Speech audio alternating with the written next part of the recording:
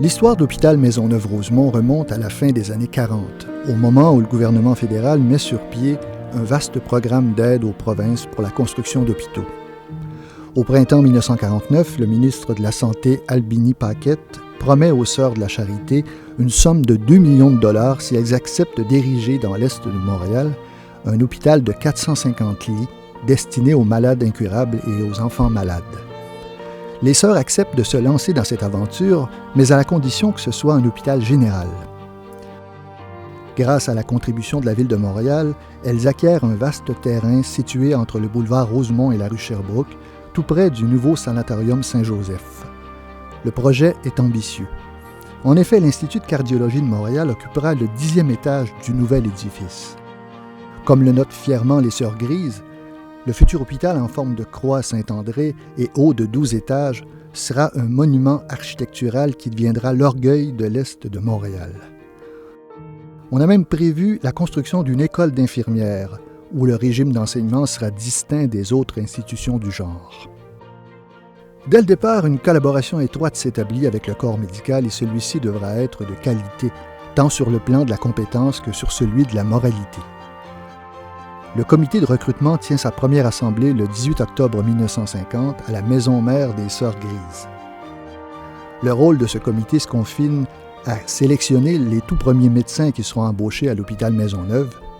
Il cède la place en 1952 au premier bureau médical dirigé par le docteur Marius Dubo, assisté des docteurs Paul Maheu, Edgar Lépine et Raoul Groux. À l'automne sont désignés les premiers membres du comité exécutif. La présidence est confiée au docteur Dubo, la vice-présidence au docteur Groux, le secrétariat au docteur Maheu et la trésorerie au docteur Paul-René Archambault. Se joint par la suite le docteur Jules Laberge. Leur tâche principale consiste à recruter les médecins du nouvel hôpital.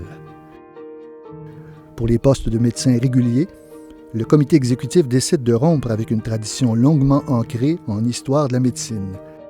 En effet, l'âge ne sera plus une raison valable pour choisir un chef de service compétent et les candidats seront uniquement sélectionnés en fonction de leur qualité professionnelle.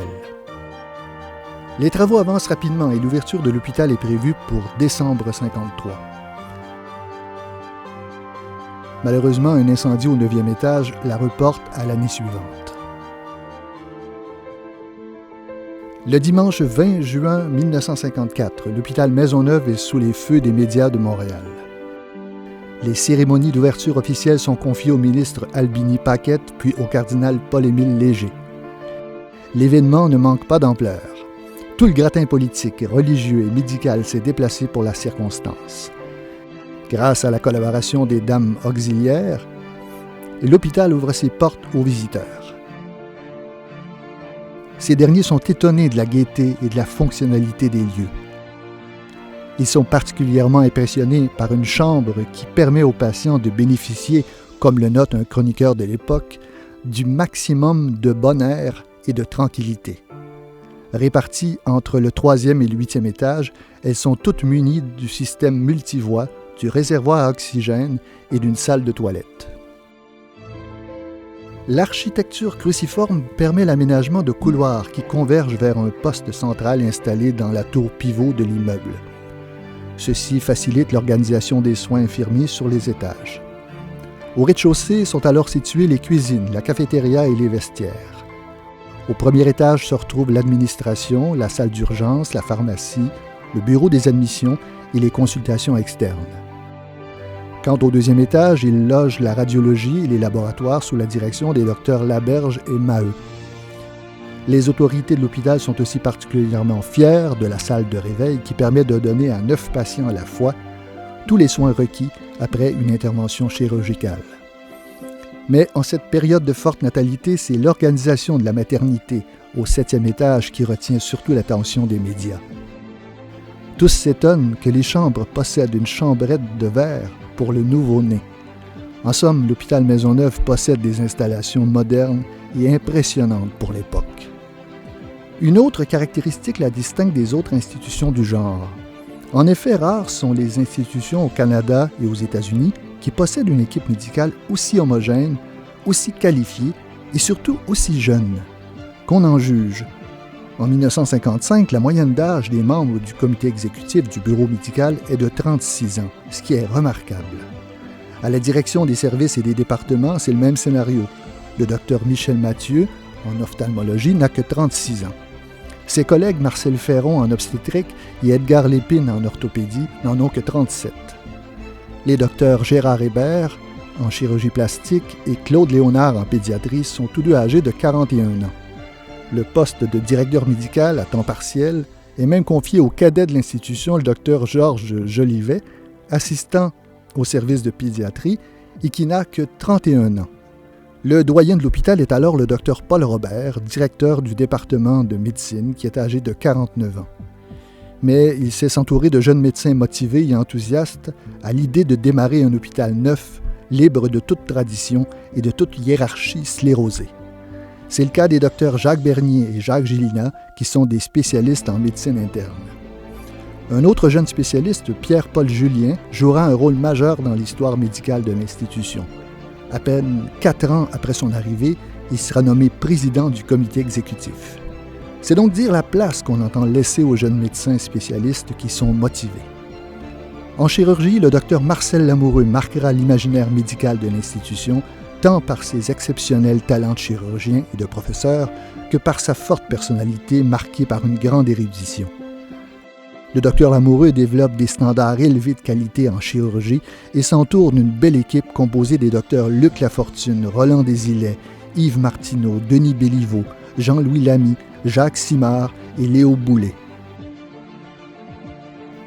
Dans les années suivantes, de nouveaux spécialistes se joignent à l'équipe médicale, notamment les docteurs Fernand Côté en psychiatrie, Louis-Philippe Legrélé en pathologie et les docteurs Jean-Mathieu, Fernand Charbonneau, Florent Thibert et Michel Lacombe en médecine interne.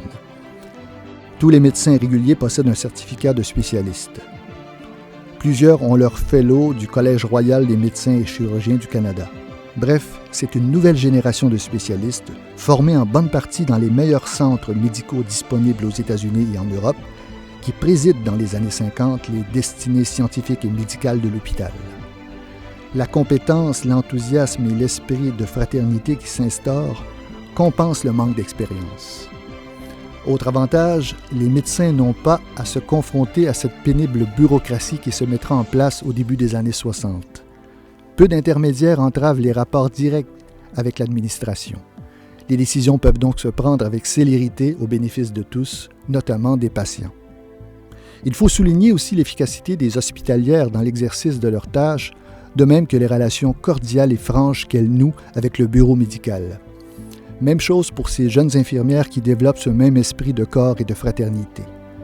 Mieux encore, l'hôpital possède une école d'infirmières unique au Canada. Inaugurée officiellement le 12 février 1954, elle offre pendant les 2 premières années d'études une alternance de cours théoriques et de formation clinique. La 3e année est essentiellement consacrée à la résidence. Le 23 février 1957, l'école d'infirmières de l'hôpital Maisonneuve procède à sa première collation des grades. Elle ferme ses portes 13 ans plus tard, après avoir formé plus de 1200 infirmières. Au début des années 60, l'hôpital devient un centre officiel d'enseignement et de recherche affilié à la faculté de médecine de l'Université de Montréal. Ce sont là 2 vocations inscrites au cœur de sa mission. C'est alors le début d'une longue collaboration, parfois difficile mais fructueuse, entre les 2 institutions. La vocation académique de l'hôpital est renforcée par la nomination de plusieurs chefs de département et de service au titre de professeurs titulaires, de vice-doyens ou de doyens. Au fil des ans, l'hôpital Maisonneuve devient un véritable hôpital universitaire qui offre une formation clinique dans toutes les spécialités médicales. Les patients qui affluent en grand nombre favorisent cette vocation, ce qui ne manque pas toutefois de créer certains problèmes d'espace. C'est le cas de l'Institut de cardiologie qui, à la suite d'un fort taux de croissance de ses activités, manque de locaux. De prime abord, on envisage la construction d'un nouveau bâtiment à proximité de l'hôpital, puis sur la montagne, près de la faculté de médecine de l'Université de Montréal. Mais en vain. Finalement, l'Institut quitte l'hôpital en janvier 1966 pour emménager dans ses nouveaux locaux sur la rue Bélanger. C'est la fin d'une difficile cohabitation de 12 ans entre les deux institutions. En revanche, une nouvelle cohabitation se prépare dans les bureaux du ministère de la Santé. Entre-temps, un nouveau service est mis sur pied par le docteur Raymond Barcelot. C'est en 1964 qu'apparaît la première unité d'hémodialyse. Un an plus tard, l'administration est si fière de cette unité qu'elle organise une fête pour les personnes qui ont bénéficié du rein artificiel. Créé officiellement en 1968, le service de néphrologie devient rapidement un secteur névralgique de l'hôpital. Il le doit aux efforts des docteurs Barcelot, Claude Baudry et Serge Carrière, le fameux groupe BBC. Au fil des ans, la néphrologie et l'hémodialyse feront la renommée de l'hôpital grâce notamment à une innovation chirurgicale majeure. Le 2 juin 1969, un jeune patient de 24 ans reçoit un nouveau rein à l'hôpital Maisonneuve. C'est la seconde greffe rénale au Québec francophone. L'équipe médicale est composée en chirurgie urologique des docteurs Paul Dessureau, Pierre-Eugène Bertrand et Michel Auger, en néphrologie des docteurs Barcelot, Baudry et Carrière, en chirurgie vasculaire des docteurs Roland Lévy et Jacques Brière et en anesthésie du docteur Marc Beauchemin.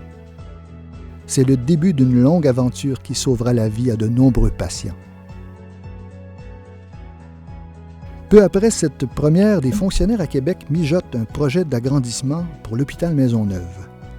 Toutefois, ce projet qui surprend tout le monde est pour le moins controversé. Jusqu'au début des années 60, l'hôpital Saint-Joseph de Rosemont, ouvert en 1950, avait joué un rôle important dans le traitement de la tuberculose pulmonaire. À ses côtés, l'Institut Lavoisier, dirigé par le docteur Fernand Grégoire, avait mis sur pied un laboratoire de physiologie cardio-respiratoire. 10 ans plus tard, la vocation du sanatorium est remise en question, au point où, le 2 mai 1969, le ministère de la Santé achète Rosemont pour préparer la fusion avec l'hôpital Maisonneuve. Mais on le sait, les Québécois n'aiment guère les fusions forcées. L'incorporation est tout de même votée le 7 janvier 1971. Naît alors un nouveau complexe hospitalier, l'hôpital Maisonneuve-Rosemont. Pour établir les communications entre les deux pavillons, on fait l'achat d'une wagonnette dénommée Ambus qui transporte les patients, le personnel, les documents et les dossiers entre les deux pavillons. Tous espèrent que l'institution de plus de 800 lits pourra renforcer sa vocation d'enseignement et de recherche clinique. À la suite de la fusion avec Rosemont, le gouvernement du Québec octroie une somme de 6 millions de dollars pour la construction d'un nouveau bloc de service. Les travaux débutent en 1975, mais ce n'est qu'en 1981 que le nouveau pavillon, dénommé pavillon Marcel Lamoureux, devient entièrement fonctionnel. Celui-ci comprend l'aménagement d'un service d'urgence beaucoup plus vaste et mieux structuré, ainsi qu'un nouveau bloc opératoire mieux adapté aux besoins suscités par les nouvelles techniques chirurgicales. Auparavant, l'hôpital Maisonneuve-Rosemont, grâce aux initiatives d'un jeune médecin avant-gardiste, le docteur Paul Landry, avait démarré son département de santé communautaire. Pour l'époque, il s'agit d'une innovation importante qui ouvre la voie à de nouvelles approches de la santé et à de nouveaux modes d'intervention auprès de la population du quartier. Son directeur est aussi à l'origine de la création, en 1971, du premier CLSC de la province de Québec. Mais si la prévention fait son entrée par la grande porte de Maisonneuve-Rosemont, une équipe de médecins et de chirurgiens s'apprête à introduire de nouveaux traitements qui permettront de sauver la vie de nombreuses personnes. C'est en effet le 2 avril 1980 qu'une équipe de médecins effectue la première greffe de moelle osseuse au Québec. Elle est composée des docteurs Jacques Boileau, Yvette Bonny, Michel Lacombe et Claude Perrault. La patiente, une jeune fille de 12 ans, est confinée dans une chambre stérile pendant 50 jours, mais elle se rétablit rapidement. Elle poursuivra des études en médecine et deviendra infirmière au département de pédiatrie de l'hôpital. 5 ans plus tard, on fêtera déjà la 100e greffe de moelle osseuse. Mais au-delà de la performance médicale, l'unité s'est orientée vers une approche multidisciplinaire, infirmières, pharmaciens, diététistes, travailleurs sociaux, qui vise à soutenir physiquement et psychologiquement le patient dans toutes les phases de l'intervention. En filigrane de cette prouesse médicale, certains secteurs poursuivent leur progression. C'est le cas de la radiologie qui deviendra un secteur de pointe de l'hôpital. On met aussi en place de nouvelles activités d'enseignement et de recherche. Le département d'obstétrique accueille un nouveau venu qui fera sa marque à l'hôpital Maisonneuve-Rosemont. Le docteur Pierre Guimont devient ainsi le premier au Québec francophone en 1971 à implanter le monitoring fœtal. L'année suivante, le docteur Guimont met sur pied la clinique GARE, acronyme signifiant grossesse à risque élevé, au bénéfice de nombreux patients qui attendent avec anxiété la naissance de leur enfant. Le service d'ophtalmologie qui avait pratiqué la première chirurgie au laser en 1972 devient un département 3 ans plus tard et inaugure de nouveaux locaux au pavillon Rosemont. Il acquiert non seulement un agrandissement, mais aussi de nouveaux équipements sophistiqués dont la valeur thérapeutique est précieuse pour les maladies rétinales. Du côté de l'enseignement, le Dr Michel Mathieu met sur pied les entretiens ophtalmologiques de Maisonneuve qui permettent aux médecins de présenter leurs travaux cliniques sur les maladies du système visuel. Par ailleurs, plusieurs groupes de recherche multiplient les communications scientifiques. De fait, dans les années 70, le centre de recherche se développe rapidement, atteint un haut niveau de qualité et repose enfin sur des bases solides, tellement que Maisonneuve est considéré comme le plus performant de tous les hôpitaux généraux affiliés.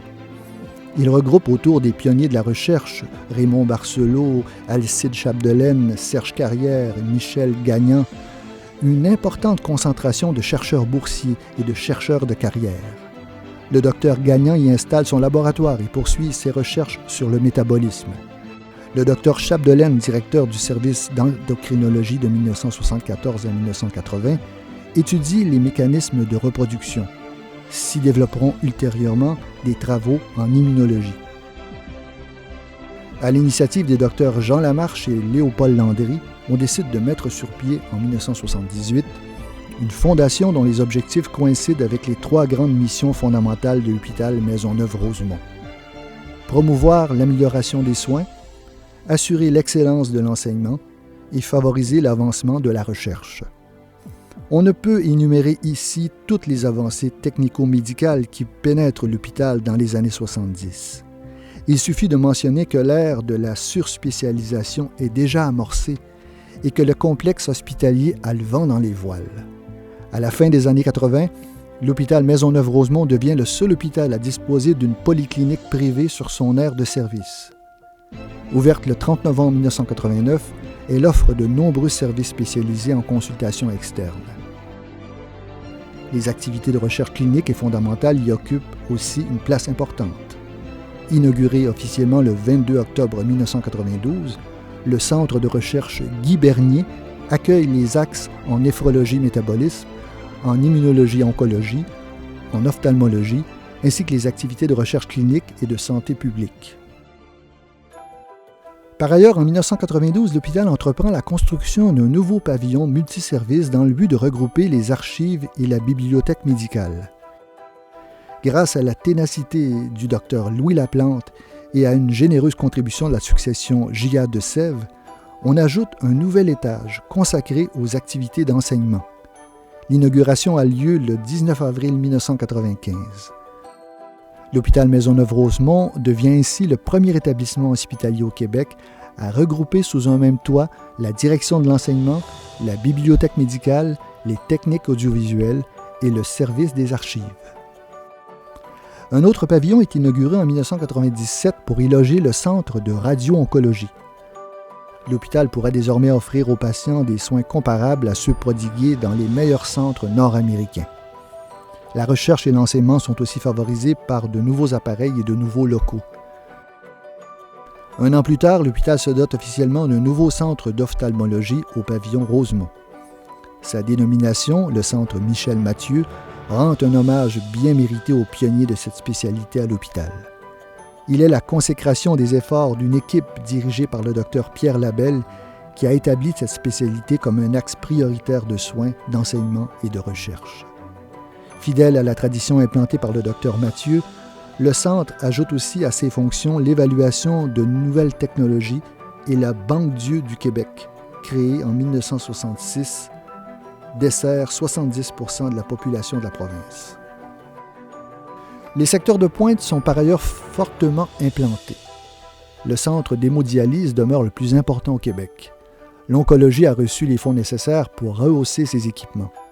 La néphrologie et l'hématologie et leur unité de greffe rénale et de moelle osseuse sont toujours la fierté de l'hôpital. Cependant, tous les secteurs, même s'ils sont moins flamboyants ou moins médiatisés, contribuent à consolider l'excellente réputation de l'hôpital. Dans le contexte de la recherche d'alternatives à l'hospitalisation et les efforts pour diminuer la durée de séjour des patients, l'hôpital décide de construire un nouveau pavillon consacré aux soins ambulatoires. Les travaux débutent le 21 juin 2002. L'approche est nouvelle. En effet, il ne s'agit pas de déménager des cliniques externes dans un nouveau pavillon, mais bien d'effectuer, avec l'aide des chefs de programme et des cliniciens de l'hôpital, un virage important dans l'offre de soins. Ce sera le premier centre ambulatoire intégré dans un hôpital universitaire et le plus important au Québec. L'hôpital Maisonneuve-Rosemont émerge à peine des célébrations entourant son 50e anniversaire en 2004 que déjà de nouveaux développements mobilisent ses troupes. De 2004 à 2010, un ambitieux plan de développement du centre de recherche permet la consolidation de ces trois axes majeurs: l'ophtalmologie, la néphrologie et l'immuno-oncologie. Cette réorientation a pour objectif de développer une culture centrée sur la performance, l'innovation et les partenariats. L'approche ne tardera pas à donner ses fruits. En ophtalmologie, au Centre Michel-Mathieu, on assiste à l'élucidation partielle de la physiopathologie du glaucome et à la mise au point d'une nouvelle méthode de dépistage de cette pathologie par l'équipe du Dr Marc Lesque. Dès le milieu des années 2000, un centre d'excellence en neurorétine est fondé. La Dr Isabelle Brunette, titulaire de la chaire de recherche en transplantation cornéenne, reçoit pour sa part comme mission d'améliorer cette intervention à l'aide d'un nouveau laser très performant. De même, une chaire de recherche en dégénérescence maculaire est octroyée au Dr Sylvain Chemtob en 2009 et dans la foulée est inauguré un centre d'excellence en cette matière. On est en outre à la fine pointe sur le plan technique, avec l'acquisition d'un appareil de microkératome permettant de découper les cornées pour leur transplantation. C'est la première banque d'yeux au Québec à utiliser ce processus. Rappelons que celle-ci existe depuis 1998. Cette remarquable vitalité de la recherche se retrouve également en néphrologie. Ainsi, d'importantes études sur les conséquences physiologiques et pharmacologiques de l'insuffisance rénale et des maladies rénales héréditaires y sont menées sous la direction du Dr Vincent Pichette. De nombreux travaux de recherche conjuguent génétique et biologie moléculaire. L'hôpital Maisonneuve-Rosemont inaugure le premier laboratoire d'enseignement par simulation en néphrologie, une première au Québec. La salle de simulation est équipée d'un mannequin spécialement conçu pour l'hémodialyse, ce qui permet tout à la fois d'initier les nouvelles infirmières lors de leur arrivée dans le service et d'offrir des ateliers de formation continue pour le personnel déjà en place, sans oublier le perfectionnement des résidents en néphrologie. Même essor pour l'immuno-oncologie, alors que l'hôpital Maisonneuve-Rosemont est désigné par le ministère de la Santé comme centre d'excellence en greffe allogénique. Le programme de greffe de cellules hématopoïétiques est soutenu par des hématologues greffeurs et des cliniciens-chercheurs chevronnés. En 2011, le centre compte déjà près d'une centaine de chercheurs cliniciens et fondamentaux, secondés dans leurs efforts par une centaine d'étudiants. Grâce entre autres à l'obtention de plusieurs chaires de recherche, de nombreux projets font le pont entre la recherche fondamentale et la recherche clinique. Cette croissance exceptionnelle du centre, où on assiste à l'augmentation des publications scientifiques, à l'éclosion de découvertes majeures largement médiatisées et à l'accroissement des fonds de recherche, est en grande partie liée au plan d'action qu'avait mis en place son directeur, le docteur Denis-Claude Roy. Ce n'est d'ailleurs pas son seul fait d'armes. Le centre d'excellence en thérapie cellulaire, modèle unique en son genre et probablement le plus moderne en Amérique du Nord, a vu le jour récemment, grâce aussi à la vision du Dr Roy, qui a réussi à recruter de nombreux chercheurs. Les travaux au sein de ce nouveau centre impliquent une très forte collaboration de plusieurs spécialistes dans le domaine biomédical. Quant à l'équipe de soutien, elle fait appel à des microbiologistes infectiologues, des gastro-entérologues, des neurologues, des pneumologues ou encore à des pathologistes. Les spécialités médicales et paramédicales ne sont pas en reste et d'intenses collaborations se nouent avec des pharmaciens, des infirmières, des psychologues, des ergothérapeutes, etc. Aucun maillon faible dans cette chaîne de soins ne peut être toléré et tous ces intervenants font preuve de la même excellence et de la même rigueur. Il en va ainsi pour la recherche en ophtalmologie où la construction en 2009 d'un 3e étage à la polyclinique permet de regrouper une masse critique de chercheurs. Ceux-ci travaillent d'ailleurs de concert avec les chercheurs du Centre d'excellence en thérapie cellulaire, puisque l'utilisation des cellules souches recèle également un grand potentiel pour la réparation des dommages à la rétine et aux nerfs optiques. Pour leur part, d'autres services innovent en utilisant un parc technologique à la fine pointe des récentes découvertes. En dermatologie, la chirurgie micrographique, dite de MOS, permet d'optimiser l'exérèse ou ablation chirurgicale de carcinomes cutanés à haut risque. En otorhinolaryngologie est développée une technique innovatrice où à l'aide d'un implant laryngé, on procède à la médialisation de la corde vocale paralysée, c'est-à-dire qu'on pousse celle-ci vers l'autre corde de façon à créer une meilleure sonorisation et ou déglutition. De même, en pneumologie, l'échographie endobronchique est désormais pleinement utilisée. L'orthopédie n'est pas en reste et l'hôpital Maisonneuve-Rosemont affirme ainsi à nouveau son leadership en territoire nord-américain en inaugurant en février 2014 un appareil d'analyse par radiostéréométrie, RSA. Ce nouvel instrument qui permet la fusion des images en 3 dimensions améliore le suivi des patients opérés pour une reconstruction articulaire de la hanche et du genou, un champ d'expertise bien assumé par l'équipe de chirurgiens orthopédiques de l'hôpital Maisonneuve-Rosemont. Et là aussi, la collaboration interdisciplinaire est de mise puisque les radiologues de l'institution sont mis à contribution au niveau de la recherche en orthopédie. On le constate, de tels développements au sein de l'hôpital Maisonneuve-Rosemont nécessitent l'accroissement des espaces de soins et de recherche. C'est ainsi qu'une nouvelle et vaste unité d'urgence est en voie d'être complétée et qu'un projet de construction d'un centre de dialyse s'amorce. Au fil de ses 60 ans d'histoire, l'hôpital Maisonneuve-Rosemont a connu un formidable essor qui se traduit par des soins mieux adaptés aux besoins des patients. Et il demeure, en 2014, le seul centre hospitalier montréalais universitaire à offrir sur un même site des soins couvrant tous les âges de la vie, de la pédiatrie à la gériatrie et quasiment toutes les spécialités médicales. Son histoire et l'enracinement dans son milieu ont donné à l'hôpital Maisonneuve-Rosemont une culture institutionnelle singulière, fortement marquée par les collaborations interprofessionnelles et multidisciplinaires, une caractéristique identitaire puissante et visionnaire qui demeure au cœur de sa mission. Une telle approche, présente à tous les niveaux, soins, enseignement, recherche, découle de l'idée que la solidarité est le socle de l'excellence. En somme, les acquis, qu'ils soient récents ou issus d'un passé ancien, demeurent profondément enracinés dans les perspectives futures de l'hôpital. N'en sont-ils pas, au fond, les gages essentiels?